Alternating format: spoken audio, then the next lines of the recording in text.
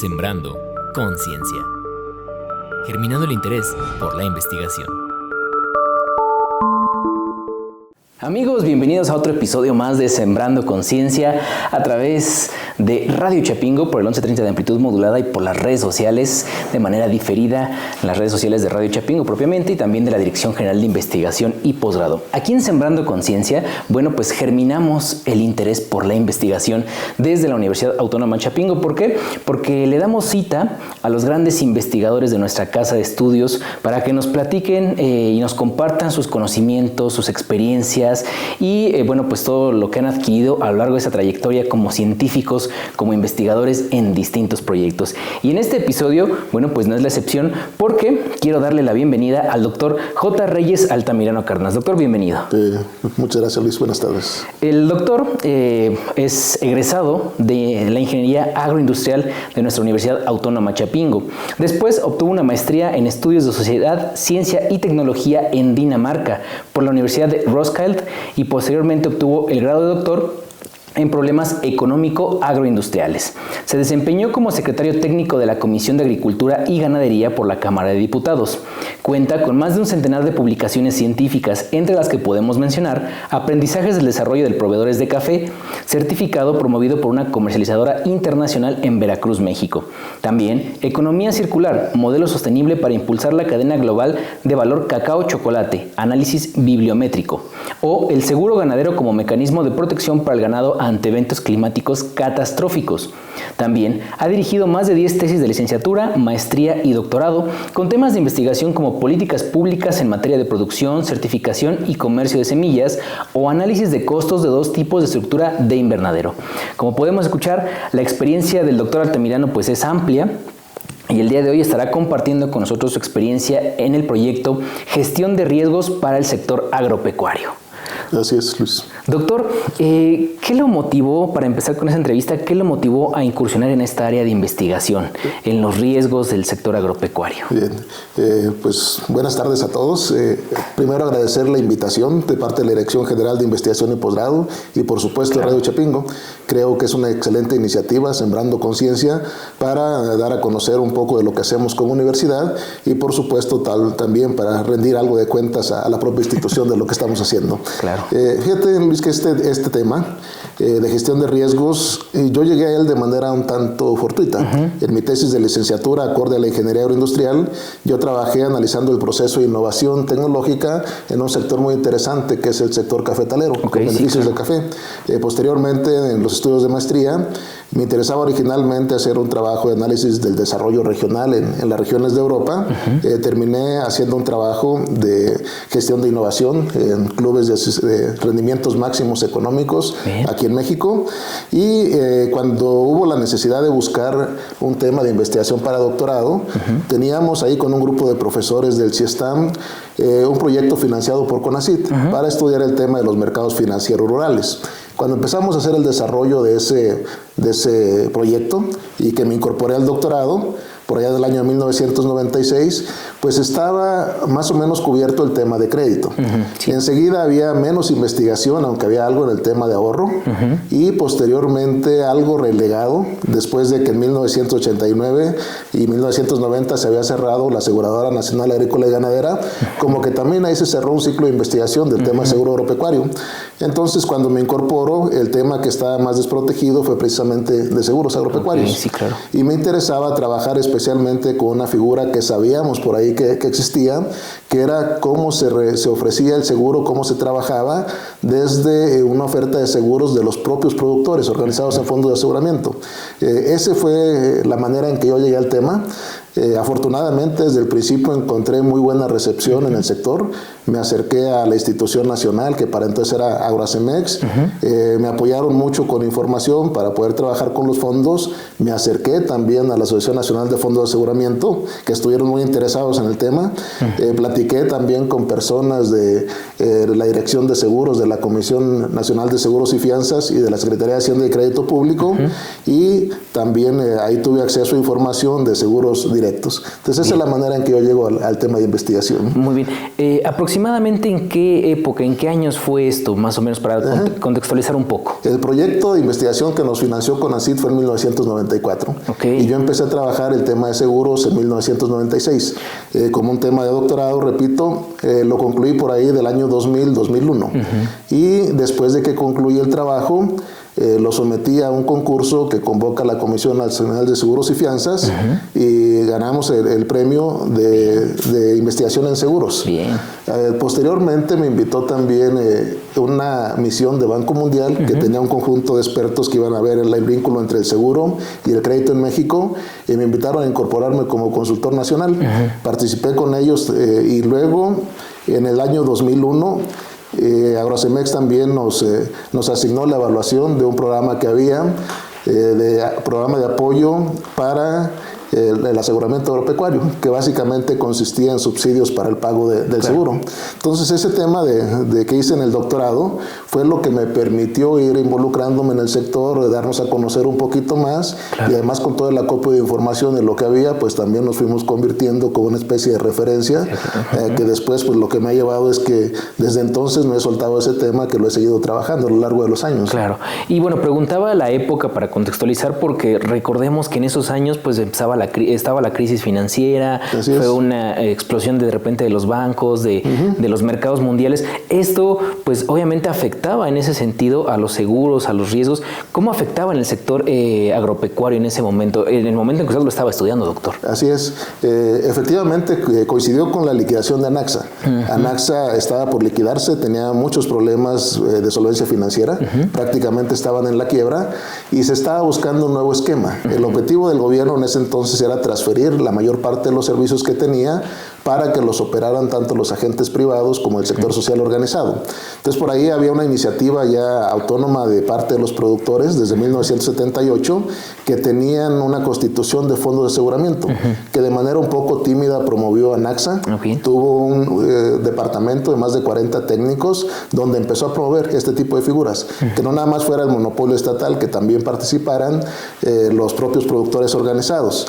Y luego también estaba el sector privado, que con la creación de Anaxa en 1963 prácticamente había dejado de ofrecer seguros agrícolas porque no era competencia para el gobierno.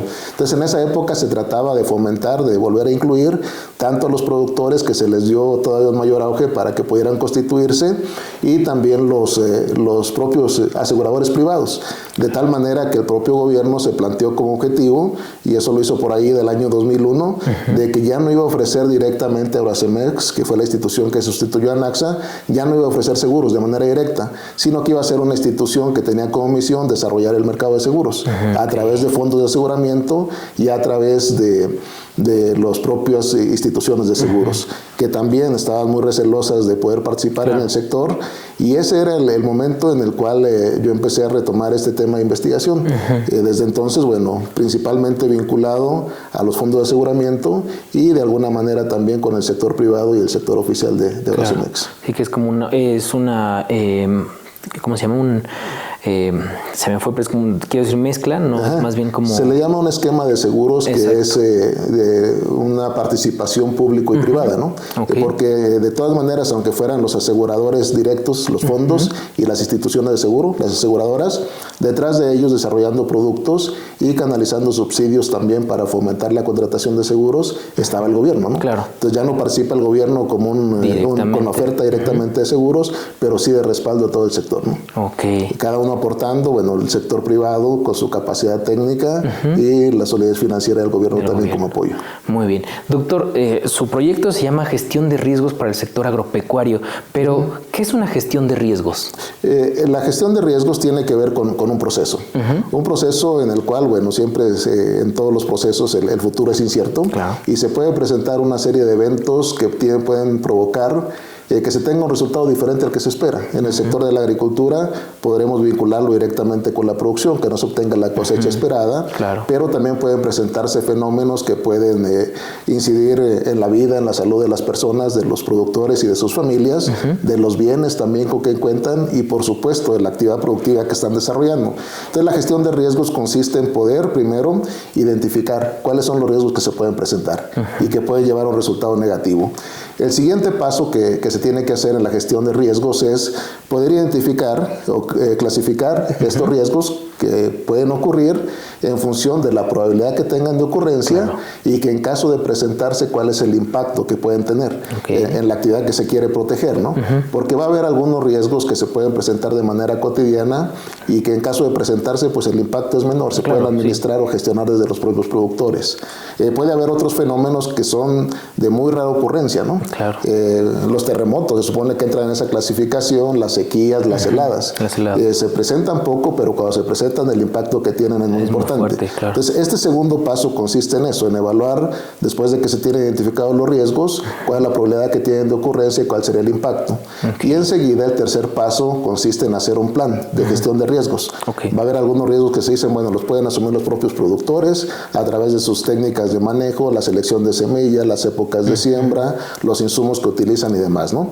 Hay otros que van a salir fuera de su control, que dicen, bueno, ahí se tiene que respaldar, se puede hacer un fondo desde los propios gobiernos u organizaciones para que en caso de que ese riesgo se presente, poder apoyar. O puede haber otra decisión que se dice transferir riesgos, donde dice, bueno, este riesgo yo no puedo evitar que se presente una sequía, sin embargo sí puedo contratar un seguro. Y entonces esa parte de riesgos la puedo transferir. A un seguro. Y así eso es lo que tiene que ver con el tercer paso, poder hacer un plan de riesgos que permita, es muy raro que se puedan evitar, la única forma de evitarlo sería no hacer nada, pero sí se pueden asumir los riesgos, se pueden transferir y tomar una serie de medidas de qué es lo que se va a hacer en caso de que se presenten. Después viene otro paso, que es el cuarto paso, que consiste en hacer este plan de riesgos, elaborarlo de manera un poco más en firme y después pues darle seguimiento e ir dando todo el monitoreo que se requiere para que en caso de que lleguen a ocurrir, pues que se activen los mecanismos de prevención, de asunción o de transferencia de riesgos que se determinaron. Esa es la gestión de riesgos. ¿Y por qué es importante un análisis de la gestión de riesgos para el sector agropecuario, doctor? Fíjate, Luis, que este tema de gestión de riesgos es, bueno, desde que se hace cualquier actividad económica hay una parte de incertidumbre en la cual se hace la actividad económica. Y los seguros agropecuarios son muy viejos. En México empezaron los primeros esfuerzos por hacer esquemas de seguros desde 1940. Y uno se pregunta, bueno, ¿por qué el gobierno se motiva o está interesado en contar con estos esquemas de protección? Dice, bueno, a un productor en lo individual, si uno pierde parte o la totalidad de la cosecha, pues dependiendo si es un productor que está invirtiendo un capital, pone en riesgo su capital. Pero para algunos productores que prácticamente obtienen su alimento, pues pierden también la alimentación, ¿no? Pero a nivel de sociedad, a nivel de economía, tiene otros impactos. Por ejemplo, se trata de que los bancos, las fuentes de financiamiento, canalicen créditos. Pero si lo canalizan a una actividad tan riesgosa como es el sector agropecuario, la actividad agrícola y ganadera, pues hay una probabilidad de pérdida por este tipo de riesgos que también va a poner en duda si se paga o no se paga ese crédito. Entonces, el disponer de programas de seguro permite que las fuentes de financiamiento puedan llegar ahí también, ¿no? A nivel de individuo, pues también el hecho de que se decida no invertir, pues tener un esquema de protección a través del seguro también ayuda, de que no se va a perder la totalidad de esa inversión. Y también a nivel de sociedad lo que ocurre es que cuando hay pérdidas, y en el sector agropecuario tienen ciertas características esas pérdidas, digo, si hablamos de seguros de automóviles, pues a lo mejor solamente se afecta los dos que se golpearon, ¿no? O los que participaron en ese percance, o una carambola pueden ser más. Pero si hablamos del sector agropecuario, si hay una helada, normalmente afecta a muchos productores, a mucha superficie, una sequía, todo eso. Entonces ahí también hay un riesgo de la oferta de alimentos, que se considera también como un riesgo para la seguridad alimentaria del país, ¿no? Sí, claro. Y por eso, para incentivar que las fuentes de financiamiento participen, que la gente haga inversiones, asegurar la oferta de alimentos, es que tradicionalmente ha habido esquemas de seguros. Con estas sequías que se presentaron a principios de este año 2024, ¿se hizo uso de estos seguros? ¿Se contó con algún sistema de gestión de riesgos? En esta etapa que yo he participado, el tema de riesgos, yo que quiero originalmente llevar este tema más allá del seguro, ¿no? Claro. Porque los riesgos pues, son de tipo tecnológico, son de tipo comercial, también asociados con precios, con volúmenes de venta, por supuesto están los climáticos. Tal vez el más desarrollado en el caso de México es el seguro agropecuario. Sin embargo, lo que se ve como ocurre en la mayor parte de la economía, todo el tema de la cultura del seguro no está muy desarrollado. Lo vemos incluso como individuos, ¿no? Claro. A mi familia nos acaba de pasar hace unas 3 semanas que nos robaron un vehículo, ¿no? Y casualmente unos 15 días antes yo acababa de renovar la póliza de seguro, ¿no? Entonces cuando me llega el monto de que hay que pagar por el seguro, digo, caray, pues esto es un costo, ¿no? Esto es muy alto. Pero ahora que hay que activar el seguro, que la suma asegurada de lo que vale el vehículo que está protegido, pues digo, por supuesto que esto es un negocio, ¿no? Pero siempre asumimos como que nada va a pasar. Y algo parecido ocurre, por una parte, desde los usuarios del seguro con esta cultura del seguro. Hay muy poca propensión de la gente a contratar seguros, ¿no?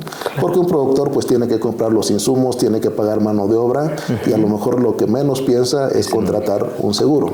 Entonces, y además estamos en una etapa donde yo creo que otra vez se tiene que repensar desde la política pública el tema de gestión de riesgos, porque hace 4 años se eliminaron todos los subsidios para la contratación de seguros agropecuarios. Ahora el productor tiene que pagar el 100% del costo. El gobierno llegó a apoyar hasta con el 40% de ese costo. Teníamos un esquema también en México muy efectivo. Después del año de 1985, que hubo el terremoto de grandes proporciones que afectó sobre todo a la Ciudad de México, el país empezó a pensar en un esquema para gestionar ese tipo de riesgos, porque ocurren ese tipo de catástrofes y hay varias cosas que se tienen que hacer, ¿no? Una primera es poder restituir toda la vida económica y demás de la población, que tenga acceso a agua potable, a alimentos, que empiece a desarrollarse la actividad. Luego se requieren fondos para empezar todo el proceso de reconstrucción y reactivar otra vez la parte económica. Entonces en México se creó un fondo que llegó a ser el FONDEM, que tenía esos recursos y se desarrollaron esquemas muy interesantes, porque primero decían, vamos a colocar una cantidad de millones de presupuesto, el que sea 3,000 millones, 4,000 millones. Y se esperaba a ver que si había alguna necesidad. Si había la necesidad, esos recursos se usaban. Pero de repente lo que dijeron, porque a veces no se usaban, y con los fideicomisos luego se sumaban al presupuesto del año siguiente, y ese fondo podía ir creciendo. Y de repente dijeron, vamos a hacer mejor lo siguiente. En lugar de guardarlos, vamos a pagar pólizas de seguro a aseguradoras pues, muy grandes y de nivel internacional con reaseguros, de tal forma que eso multiplicaba la cantidad de recursos disponibles cuando había una catástrofe. Y eso funcionó bien hasta el año 2020. Algo parecido también ocurrió para el sector agropecuario, también con esos tipos de fondos. Pero en 2019-2020 se eliminan esos fondos, se eliminan también el programa de aseguramiento para el medio rural, y ya de por sí todo el esquema que se vino desarrollando, hay un sector que es el de seguros comerciales, así se le llama, donde un productor paga su seguro directamente con una aseguradora, con un fondo de aseguramiento, y hay otros esquemas que se le llama de protección de riesgos catastróficos. Nada más para darte una idea, el primer esquema ha logrado como unos 3 millones de hectáreas aseguradas en el país, de 22 millones que se cultivan con cultivos anuales. Y el otro esquema es para este tipo de riesgos de naturaleza catastróficas. Eso los trabajó el gobierno federal junto con los gobiernos de los estados. Y ellos llegaron a proteger hasta otros 11 millones de hectáreas. Llegaron a tener 14 millones de hectáreas.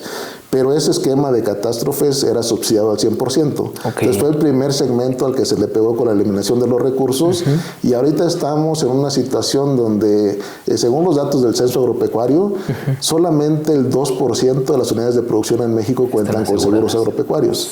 Y entonces, bueno, pues aquí está también la necesidad de seguir buscando esquemas que puedan lograr una mayor protección. Claro.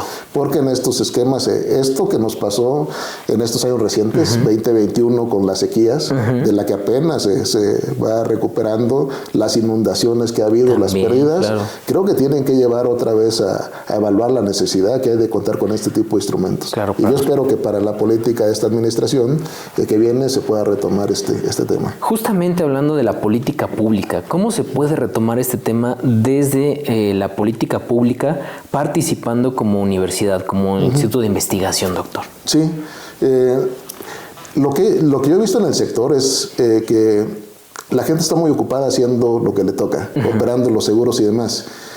Pocas veces tienen los espacios o tienen las áreas que se dediquen a sistematizar, a analizar, a dar toda la información de contexto que se requiere. Claro. Y esa ha sido en parte la función que ha tenido la universidad, y creo que en el sector de seguros nos reconocen presencia como Chapingo. Okay. Porque, por ejemplo, yo cada año participo en la asamblea de la Asociación Nacional de Fondos de Aseguramiento. Y mi función es esa, ver las tendencias del seguro, les presento cómo estamos de contexto, les hago algunas propuestas de ideas de qué se puede hacer para la gestión ante gobierno federal, para las iniciativas de ley. De hecho, la próxima semana, el viernes, voy a Mazatlán otra vez a la asamblea de los fondos de aseguramiento. Nos invitan también a foros en el Senado a participar cuando hay algunas iniciativas que hay que trabajar este tema. Y como que esa ha sido la función como institución. Se puede hacer mucho más, pero la verdad es que la demanda de recursos que se tiene es muy alta. Es alta. Yo veo que muchos de los servicios, entre ellos los del seguro, se están transformando con las nuevas tecnologías. Claro. Ahorita el seguro tradicional implica que alguien busca a quién lo va a asegurar, esa aseguradora o ese fondo va al campo, ve que el predio exista, que el cultivo se establezca, le tiene que dar seguimiento para ver que el productor está haciendo lo correcto. En caso de siniestro, el productor tiene que avisarle a la aseguradora, ellos van, checan a ver si hay pérdidas, hacen los ajustes y después pagan. Con las nuevas tecnologías, imágenes de satélite, con drones, con sensores, eso se tiene que revolucionar, ¿no? Ya no es necesario que mucho de la presencia en campo se pueda hacer a través de estos medios. Ahora también el tema de Big Data, la ausencia de información. Yo creo que yo tengo una base de información que tal vez después de Agrocemex es de las más completas que he ido recolectando a lo largo de los años. Pero esas bases de información, también ahorita con toda la disponibilidad de herramientas que hay para análisis en Big Data, también puede ayudar mucho, ¿no?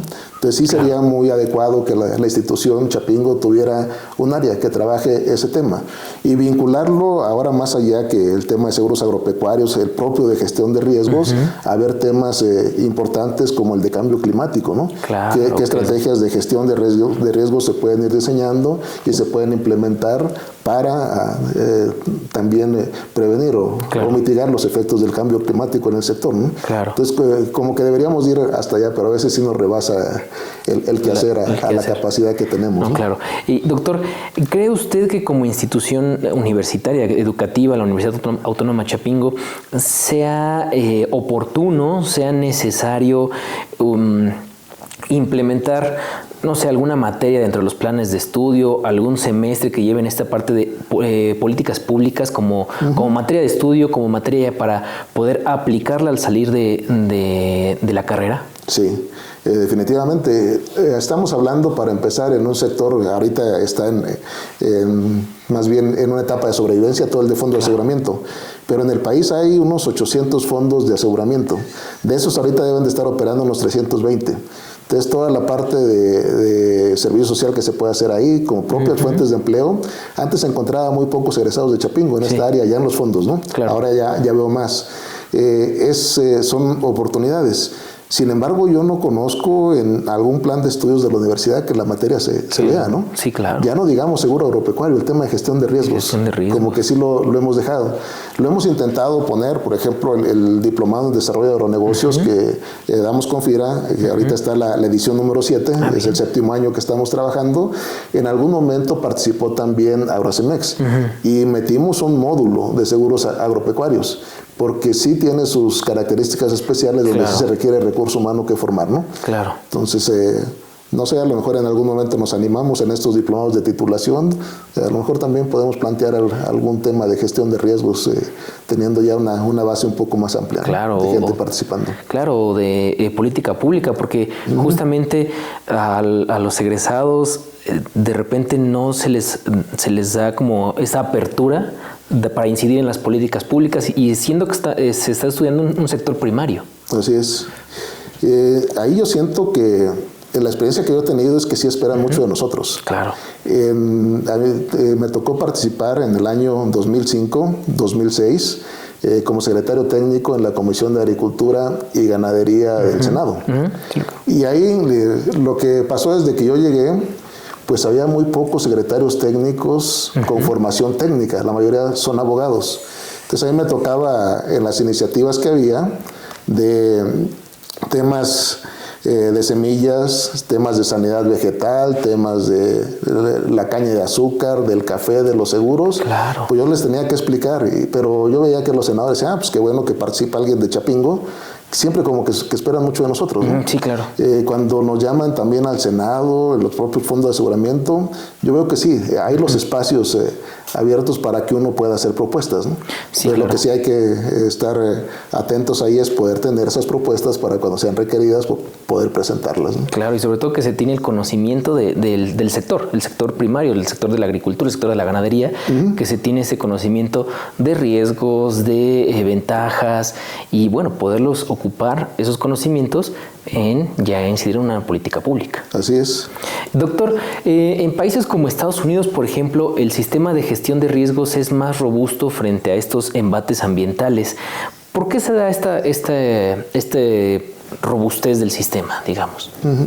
Hay ciertos tipos de riesgos que sí están mejor cubiertos en algunos de esos países. Por ejemplo, Canadá tiene algo que llama un esquema de una red de seguridad, donde tiene una protección no solamente para los riesgos climáticos o biológicos en la producción primaria, también tiene un esquema de protección de precios. Y además tiene un esquema de aseguramiento del ingreso. Dicen, bueno, si un productor en 5 años ha tenido un ingreso promedio y en un año determinado cae por debajo de ese nivel su ingreso, el gobierno le asegura que pueda mantener ese tipo de ingreso. Claro. Creo que en esa parte hay un esquema muy bien organizado en Canadá. Estados Unidos también tiene un esquema muy completo que combina riesgos catastróficos con seguros comerciales y también vinculados con precios, porque ellos tienen bolsa de mercado de futuros, y de esa manera operan también la parte de los precios, ¿no? Estados Unidos es enorme, tiene unos 400 millones de acres, un poco más de 200 millones de hectáreas en cultivo, y de esas más de 150 millones de hectáreas tienen seguros agropecuarios. Canadá tiene también asegurados unos 34 millones de hectáreas. Entonces, esa parte sí la tienen más desarrollada. Donde yo veía que teníamos un esquema más avanzado en el caso de México es en las catástrofes derivadas de fenómenos naturales. Porque si ustedes han visto en Estados Unidos, pues de repente con los huracanes más recientes en México no se reportaron muertes, en Estados Unidos sí, ¿no? Sí, claro. En el caso también de Nueva Orleans, México llegó a apoyar y el ejército tiene una capacidad tremenda de llegar, instalar cocinas con sus camiones, empezar a rehabilitar infraestructura. Entonces creo que la capacidad de respuestas de México no estaba nada mal, ¿no? Ahí sí, pero en la parte del seguro agropecuario todavía tenemos mucho que aprender, mucho que avanzar y mucho que aprender. Muy bien. Pero también México ha sido ejemplo para muchos países de América Latina. Los esquemas que tuvimos de seguros en México desde los 40s, y el de seguros catastróficos fue de los primeros que se desarrollaron a escala comercial, y de ahí muchos países tomaron el ejemplo. Brasil, Argentina, Colombia, que está también en ese proceso, Chile, por ahí va, ¿no? El problema es que de repente nosotros nos detuvimos y ellos siguieron avanzando. Entonces ahora tienen esquemas también muy consolidados de seguros. Muy bien. Y doctor, ¿de qué manera se ha impulsado más bien el seguro agropecuario, la inversión en tecnologías agrícolas? Se han desarrollado esquemas que también se pueden retomar, que son de aseguramiento, de asegurar, por ejemplo, el rendimiento, ¿no? Sí, decirle a los productores, con la tecnología que estás utilizando, tienes tal rendimiento en producción.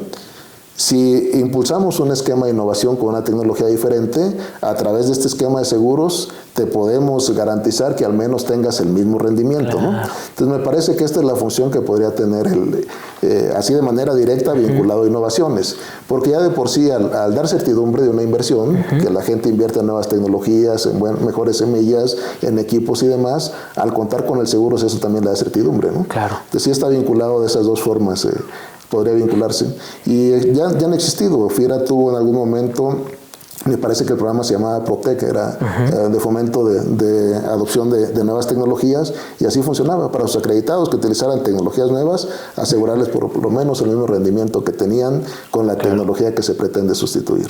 Y bueno, mencionamos tecnología, pero no solo es como la parte de la tecnología mecánica, ¿no? Sino paquetes tecnológicos, desde la nutrición del suelo, nutrición de la planta. También eso es lo que puede fomentar esta inversión tecnológica, ¿no, doctor? Así es procesos administrativos, técnicos, comerciales, todo esto que se requiere modernización de infraestructura, entre otras cosas, ¿no? Incluso, no sé, de repente también una apertura de mercados podría ser, llegar a más consumidores.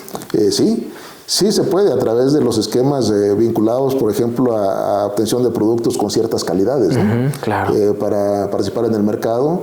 En todo el tema de logística también, los seguros son muy necesarios, ¿no? Claro. ¿Cuál es el valor que tiene el transporte de un producto que va al mercado, un camión de aguacate, de limón, de lo que sea, ¿no? Claro. Es una cantidad importante de inversión la que se va moviendo.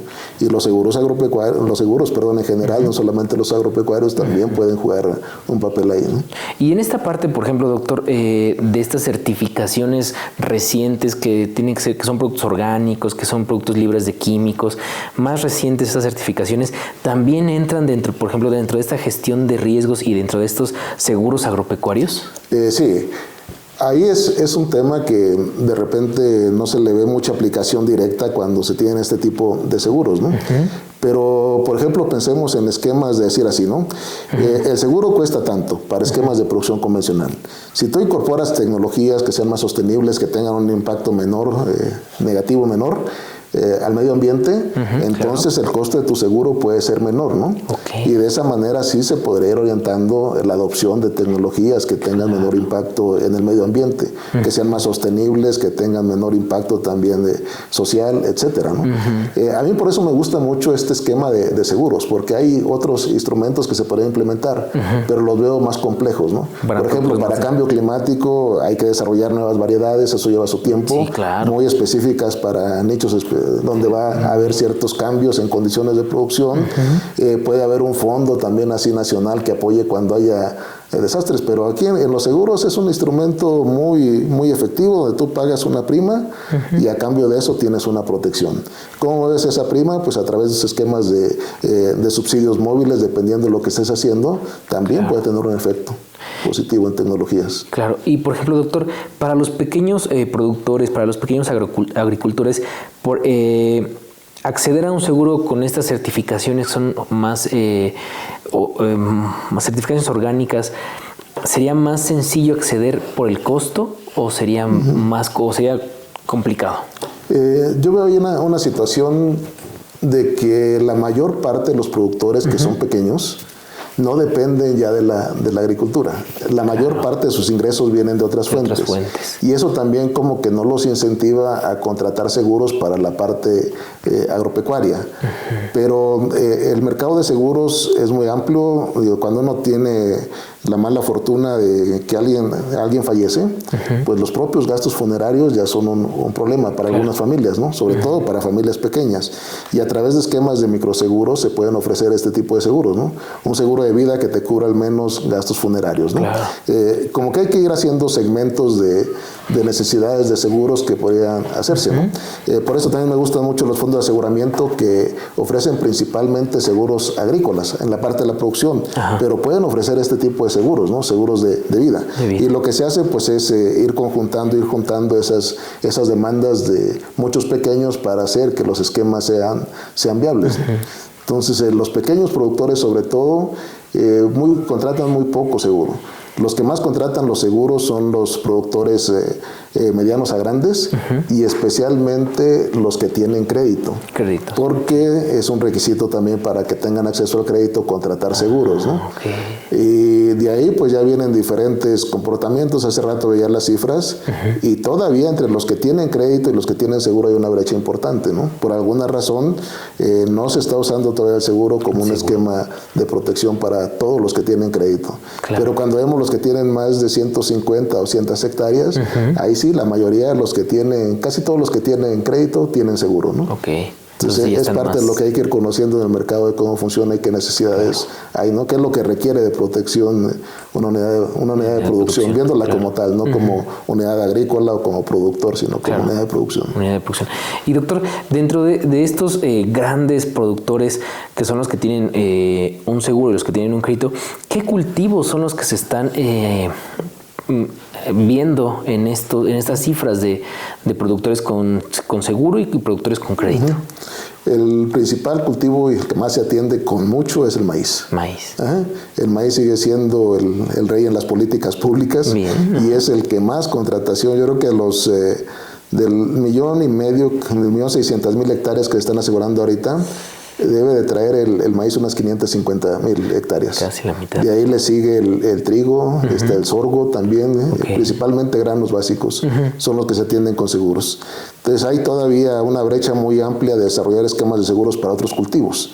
Y también hay una concentración muy fuerte de la demanda de seguros en zonas de agricultura comercial. El que más tiene contratación es Sinaloa, en el Valle está del Fuerte. Sonora, está Tamaulipas, está Baja California, después ya viene Jalisco, viene Guanajuato. Y faltan también desarrollar muchos esquemas de aseguramiento para otros estados, ¿no? Pues falta para cultivos, falta para otros estados.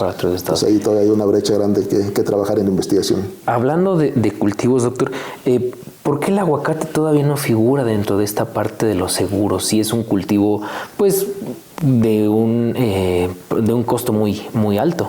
Sí, aunque también los seguros son muy caros para ese tipo de cultivos, ¿no? El monto de inversión que tienes que proteger por cada hectárea es alto. Y bueno, pues si hay esquemas que te van a proteger el valor de la cosecha, es decir, nada más el aguacate que se está cosechando. Y hay otros esquemas de seguros que te van a proteger el árbol. Bueno, no vale lo mismo un árbol que tiene 7 años a uno que tiene 20, a uno que tiene 30, ¿no? Entonces, sí, la demanda en frutales en general es menor, ¿no? Como que ahí piensan que los riesgos pueden ser de otra naturaleza, pero a ver cómo reacciona el mercado después de esta sequía, que sí mató árboles, a diferencia de lo que ha ocurrido en otros periodos. A lo mejor ahí ya se empieza a dinamizar un poco más, ¿no?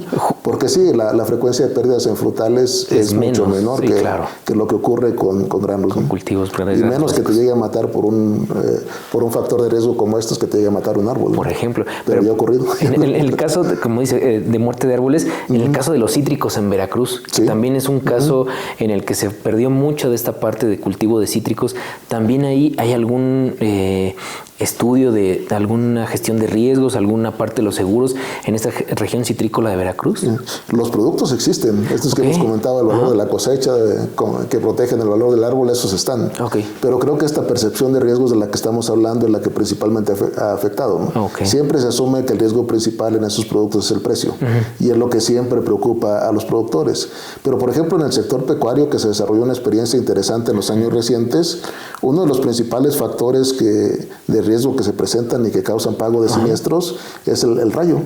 Entonces de repente empieza la lluvia, los animales se juntan abajo de un árbol, ahí les cae un rayo, mata a 5 o 6 animales, y es de los principales productos que generan pérdidas en el sector pecuario, ¿no? Más que las inundaciones, más que accidentes, es el rayo. Entonces, a partir de ese desarrollo de experiencias es que se puede ir generando también una mayor conciencia y una mayor demanda de seguros, ¿no? Doctor, hace rato mencionaba usted el mercado de futuros que existe en Estados Unidos, que también, digamos, sería como un aliciente para esta parte de la contratación de seguros, de tener un seguro agropecuario.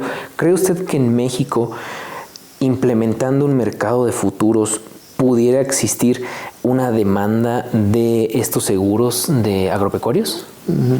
Ya los hay algunos esquemas de aseguramiento del ingreso Y eso pues te requiere que tengas contratado en el mercado de futuros a través de, por lo menos, de coberturas que te garanticen el precio. Sin embargo, no se ha desarrollado tanto, empezando por los propios aseguradores, que es un riesgo muy alto meterse ahí, ¿no? Sí, claro. Yo creo que en el caso específico de México no necesitamos una bolsa de futuros, porque podemos operar con las de Estados Unidos. Por la cercanía que se tiene, ¿no? Por supuesto, considerando las bases internacionales y nacionales, tomarlas en cuenta para incorporarlas con esquemas de seguro al ingreso.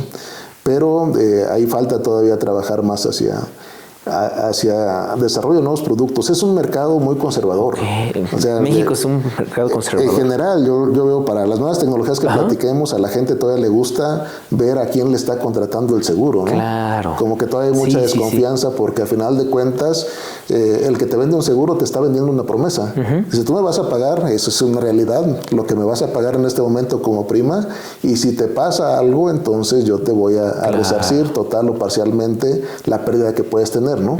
Y eso pues es un mercado que sí demanda de mucha confianza, de mucha seguridad, ¿no? Claro. Entonces también eso lo encarece y también lo hace muy conservador y muy caro el operar seguros, ¿no? Si dijera el gobierno del estado de Veracruz, yo quiero proteger toda mi región citrícola, voy y busco quién me la aseguro, quién me la asegure, esos esquemas también pueden ser más factibles, ¿no? Claro. De grandes superficies, porque no solamente el productor está interesado en no tener una pérdida.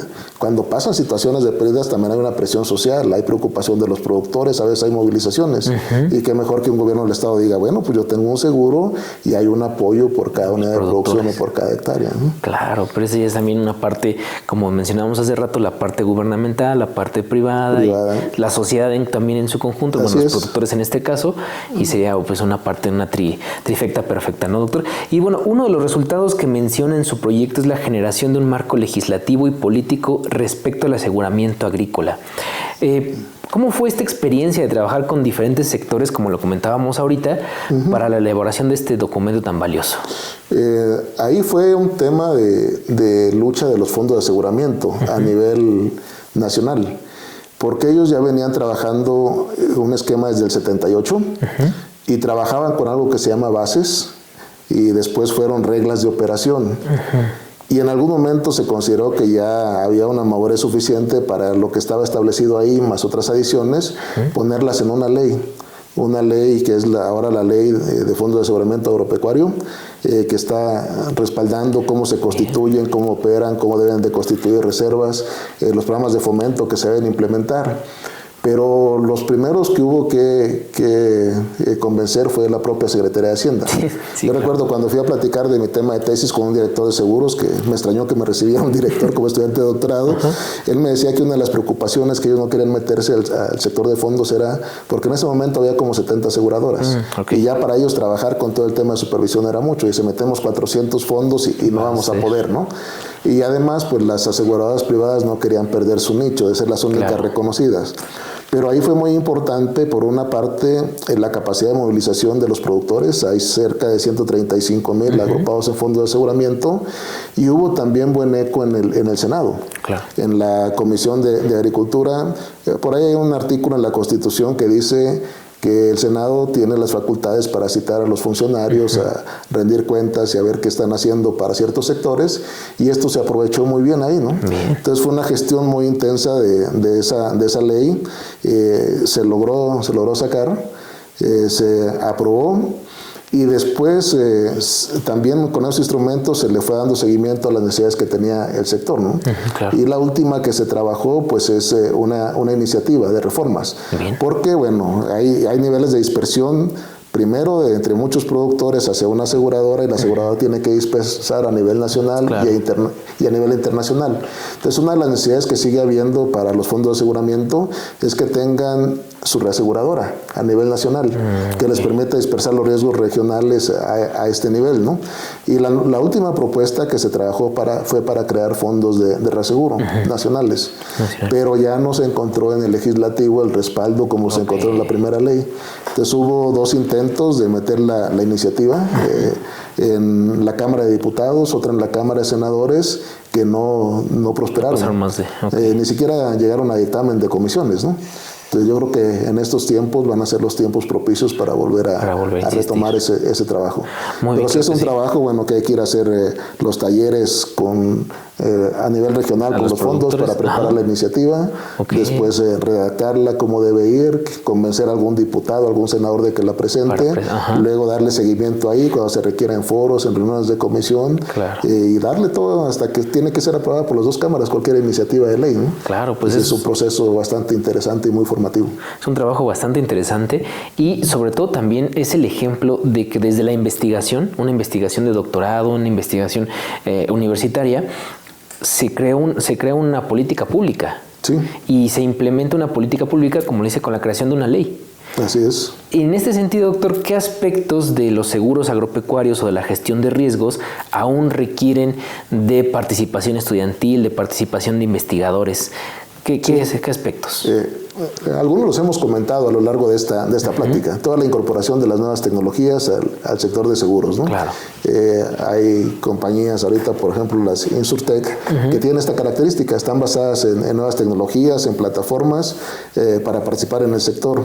Hay otra empresa que viene de África. Ellos traen también ya esquemas con sensores, con drones, con imágenes de satélite, que también ofrecen productos, pero están llegando la mayoría de otras áreas, ¿no? No somos los agrónomos, no somos los economistas agrícolas los que están generando ese tipo de innovaciones. Entonces, esta incorporación, el uso y la viabilidad, la adaptación para este tipo de figuras como los fondos, se requiere trabajar, ¿no? Todo el tema de Big Data, manejar todos los datos de tipo climático para la predicción de heladas, de sequías, de su impacto económico, también hay que trabajarlo. Y todos los esquemas de seguros que puedan funcionar para esto que hemos comentado, ¿no? Muchos cultivos que falta por atender y regiones en el país también que hay que trabajar. Entonces hay mucho por hacer en el tema de gestión de riesgos todavía. Muy bien, doctor. Y en este sentido, por todo lo que falta por realizar, si alguna de las personas que nos está viendo, que nos está escuchando a través de Radio Chapingo o a través de las redes sociales, está interesado en desarrollar investigación, en formar parte del equipo de trabajo, en alguna tesis, ¿de qué manera se puede poner en contacto con usted, doctor? ¿Nos podría proporcionar un correo electrónico?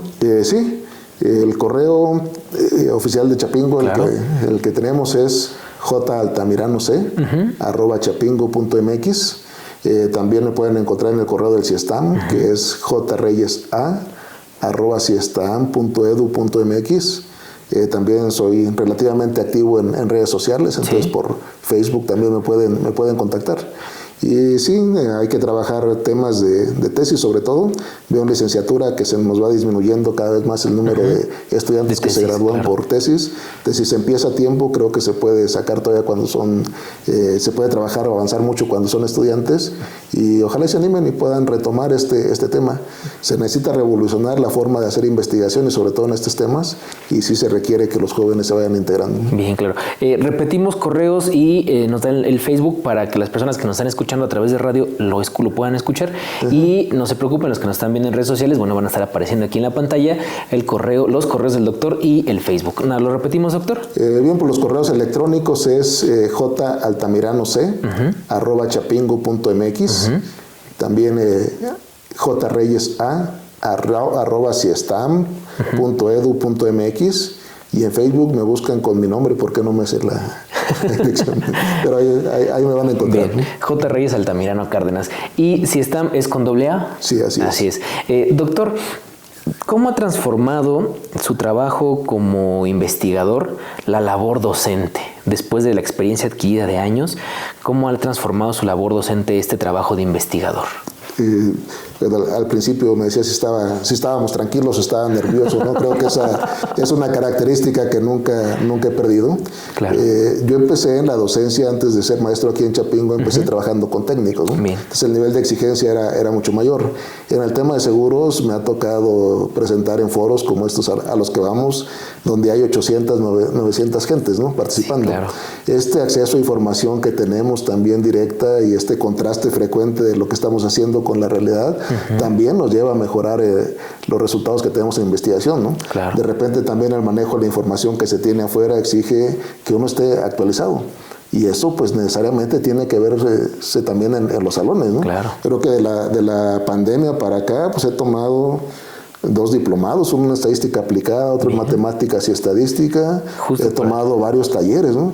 En temas, en estadística era una de mis partes débiles, y pues yo tenía que trabajar con muchos datos estadísticos. Sí, claro. Entonces me he metido también a cursos para trabajar estadística en R, y eso pues ahora también con mis alumnos que les doy en el posgrado métodos cuantitativos también lo traigo, ¿no? Claro. Entonces repito, esas necesidades que nos da rendir cuentas a otro nivel, con tiempos, con exigencias mucho más altas, pues también de por sí uno es algo propenso a tratar de estar actualizados para estar en los salones de clase, y esa conexión con el sector productivo, el sector social, también nos lleva a mejorar, espero, lo que estamos haciendo en los salones de clase. Claro que sí, y pues con esta reflexión, doctor, finalizamos esta entrevista, porque vaya que el tiempo en radio es corto y se nos ha pasado como agua entre las manos. Pues yo estoy a la orden, cuantas veces quieran que platicamos, con todo gusto. Si hay algo interesante que consideren que podemos aportar, pues aquí estamos. Doctor, le agradecemos que haya aceptado esta entrevista, que haya aceptado venir a esta mesa de Sembrando Conciencia para platicarnos su experiencia en este proyecto Gestión de Riesgos para el sector agropecuario. Y nosotros, bueno, pues le recordamos que nos escuchamos todos los lunes en punto de las 3 de la tarde a través de la frecuencia de Radio Chapingo, 1130 de amplitud modulada, o por internet en radio.chapingo.mx, con nuestra respectiva repetición los jueves a las 8 de la mañana. Nuestras redes sociales van a estar apareciendo aquí en pantalla para que también pueda buscar este y los demás capítulos que hemos presentado como Sembrando Conciencia. Por nuestra parte, bueno, pues le damos las gracias a la licenciada Erika Maya y a la maestra Paola Izquierdo de la Dirección General de Investigación y Posgrado por su apoyo. También le damos las gracias al departamento de Radio Chapingo, que nos permite llevar hasta ustedes toda esta información, toda la investigación desde Sembrando Conciencia. Y por supuesto, agradecemos a nuestra querida Universidad Autónoma Chapingo, que bueno, pues nos permite el lugar y el espacio para poder llegar hasta usted con toda esta información. Nos escuchamos en la siguiente. Mi nombre es Luis Jesús Gutiérrez. Hasta la próxima.